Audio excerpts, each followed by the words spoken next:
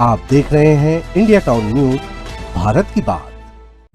छत्तीसगढ़ का हसदेव अरण्य, जिसे प्रदेश के फेफड़े कहा जाता है, एक बार फिर बड़े खतरे के मुहाने पर खड़ा दिखाई दे रहा है। 8 जून को केते एक्सटेंशन कोल ब्लॉक को लेकर होने वाली अहम बैठक से पहले पर्यावरणविद, सामाजिक संगठन और स्थानीय आदिवासी समुदाय गंभीर चिंताएं जता रहे हैं।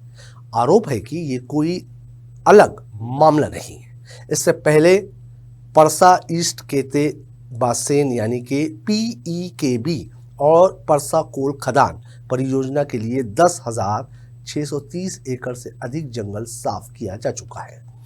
करीब 6 लाख पेड़ काटे जा चुके हैं और अब लगभग 7 लाख नए पेड़ों की कटाई का रास्ता तैयार किया जा रहा है। नमस्कार, आप देख रहे हैं इंडिया टाउन न्यूज। मैं हूं आपके साथ कमर गौस। सवाल सिर्फ जंगल का नहीं, सवाल पानी का है, खेती का है, लाखों लोगों की आजीविका का है और उन आदिवासी परिवारों के अस्तित्व का है जिनकी जिंदगी पीढ़ियों से इस जंगल से जुड़ी हुई है। देखिए हमारी इसी मामले पर एक खास रिपोर्ट।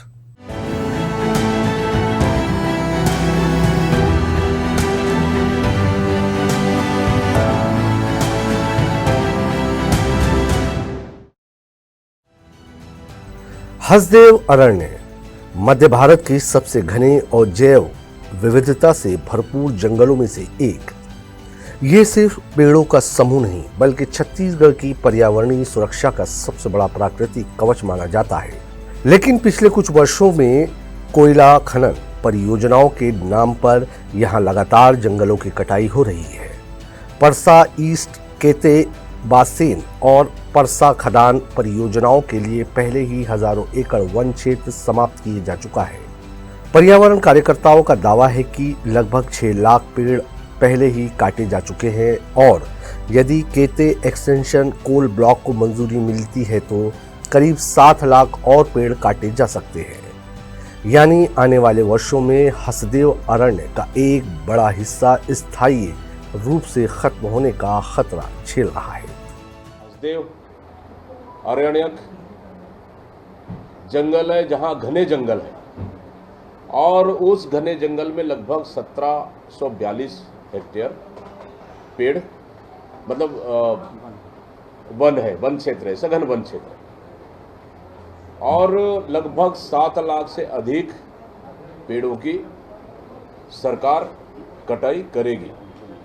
लेकिन जहां वो कोयला खदाने खोलना है और कोयला का उपयोग करना है, वो तो राजस्थान सरकार का विद्युत विभाग के लिए है। लेकिन इसका काम अडानी को दिया गया है।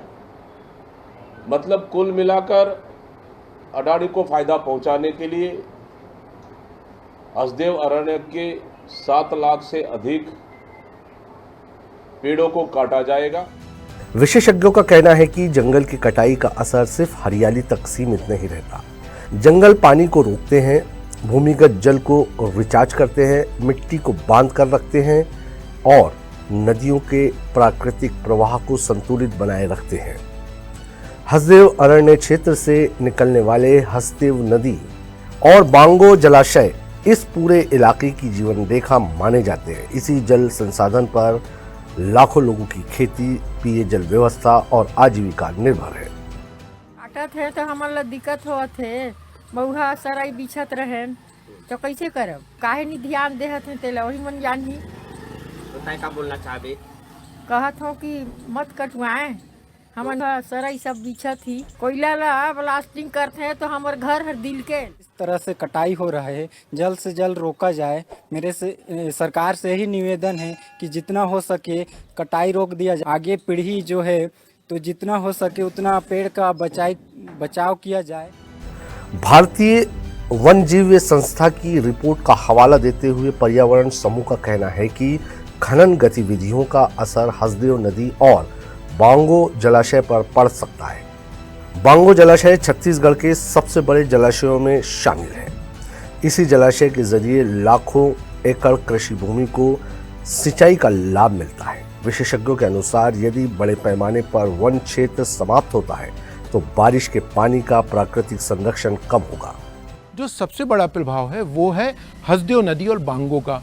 भारतीय वन्यजीव संस्थान ने अपनी रिपोर्ट में ये साफ तौर पे कहा है कि यदि हसदेव में किसी भी नए कोल ब्लॉक को स्वीकृति दी जाती है तो न सिर्फ हसदेव नदी बांगो बांध का अस्तित्व खत्म होगा बल्कि मानव हाथी संघर्ष इतना व्यापक हो जाएगा कि कभी आप संभाल नहीं सकते।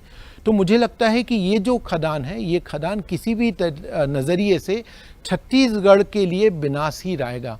तो चाहे लामगढ़ पहाड़ के विनाश की बात हो, चाहे वहाँ के आदिवासियों की आजीविका संस्कृति अस्तित्व का सवाल हो, चाहे वो बांगो बांध और हसदेव नदी के सवाल हो, ये परियोजना भारी विनाश लाएगा। और ये कहने में कोई परहेज नहीं है कि इसी तरीके से छत्तीसगढ़ में जंगलों का विनाश हुआ तो आने वाले दिनों में छत्तीसगढ़ को रेगिस्तान बनते हुए हम अपनी आंखों के सामने।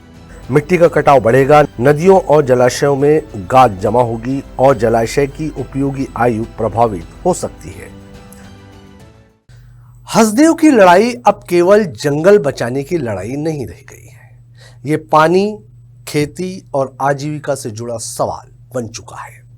पर्यावरणविदों का कहना है कि यदि खनन विस्तार इसी तरह जारी रहा तो इसका असर सिर्फ सरगुजा क्षेत्र तक सीमित नहीं रहेगा बल्कि कोरबा, जांजगीर चांपा, शक्ति और बिलासपुर जैसे जिलों तक महसूस किया जाएगा।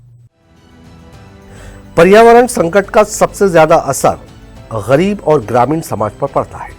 हसदेव अरण्य के आसपास रहने वाले हजारों आदिवासी परिवारों के लिए जंगल सिर्फ संसाधन नहीं बल्कि जीवन का आधार है। महुआ, तेंदुपत्ता, जड़ी बूटियां, चरा, ईंधन की लकड़ी और अन्य वन उपज से हजारों परिवारों की आय जुड़ी हुई है। भारतीय वन्य जीव संस्था के आंकड़ों के अनुसार इस क्षेत्र के ग्रामीणों की आय का बड़ा हिस्सा प्रत्यक्ष या अप्रत्यक्ष रूप से जंगलों से प्राप्त होता है। प्रस्तावित खनन क्षेत्र का अधिकांश हिस्सा घने वन क्षेत्र में आता है। यही कारण है कि स्थानीय समुदाय लगातार विरोध दर्ज कराते रहे हैं। ग्रामीणों का कहना है कि जब जंगल खत्म होते हैं तो सिर्फ पेड़ नहीं कटते, रोजगार के साधन खत्म होते हैं, पारंपरिक जीवन शैली प्रभावित होती है और सामाजिक सांस्कृतिक पहचान भी कमजोर पड़ती है।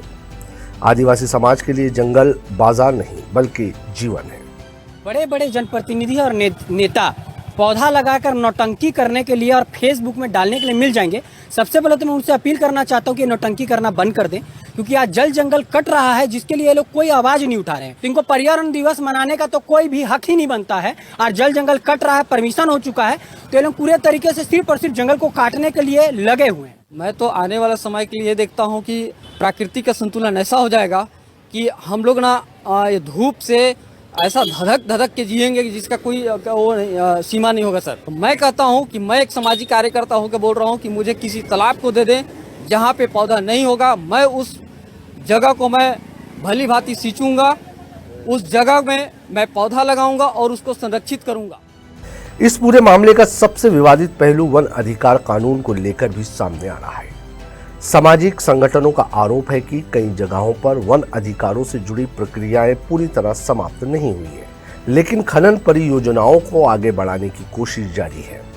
उनका कहना है कि जिन लोगों की जिंदगी सीधे तौर पर प्रभावित होने वाली है उनकी सहमति और अधिकारों को प्राथमिकता मिलनी चाहिए। हालांकि खनन समर्थकों का तर्क है कि कोयला देश की ऊर्जा जरूरतों के लिए जरूरी है और विकास परियोजनाओं को भी आगे बढ़ाना आवश्यक है। यहीं से विकास और पर्यावरण के बीच बहस और गहरी हो जाती है। अब सभी की निगाहें 8 जून को होने वाली उस बैठक पर टिकी है जिसमें केते एक्सटेंशन कोल ब्लॉक को लेकर महत्वपूर्ण विचार विमर्श होना है।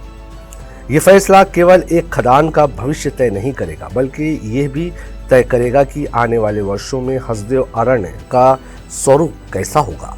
क्या विकास और पर्यावरण के बीच संतुलन बनाया जा सकेगा? क्या जंगल, जल और जनजातीय जीवन की सुरक्षा सुनिश्चित हो पाएगी या फिर हसदेव अरण्य का एक और हिस्सा खनन की भेंट चढ़ जाएगा?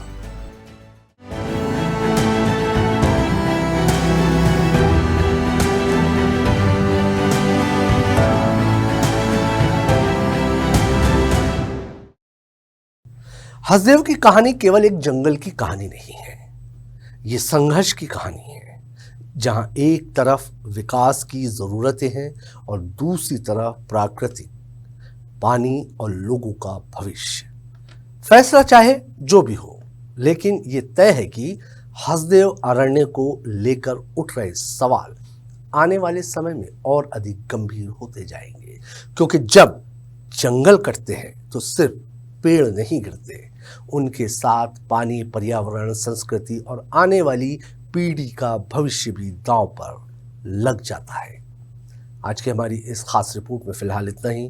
मुझे दीजिए इजाजत और आप देखते रहिए इंडिया टाउन न्यूज़, भारत की बात। नमस्कार। आप देख रहे हैं इंडिया टाउन न्यूज़, भारत की बात।